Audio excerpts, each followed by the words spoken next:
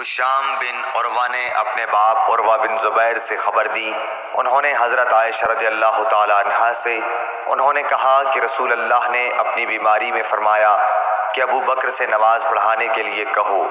حضرت عائشہ رضی اللہ تعالیٰ عنہا بیان کرتی ہیں کہ میں نے عرض کیا کہ ابو بکر آپ کی جگہ کھڑے ہوں گے تو روتے روتے وہ قرآن مجید سنا نہ سکیں گے، اس لیے آپ عمر سے کہیے کہ وہ نماز پڑھائیں۔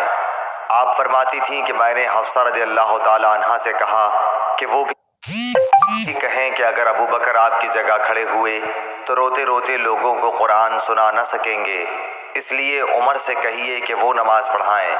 حفصہ رضی اللہ تعالیٰ عنہا ام المومنین اور حضرت عمر رضی اللہ تعالیٰ عنہ کی صاحبزادی نے بھی اسی طرح کہا تو آپ نے فرمایا کہ خاموش رہو، تم صواحب یوسف کی طرح ہو، ابو بکر سے کہو کہ وہ لوگوں کو نماز پڑھائیں۔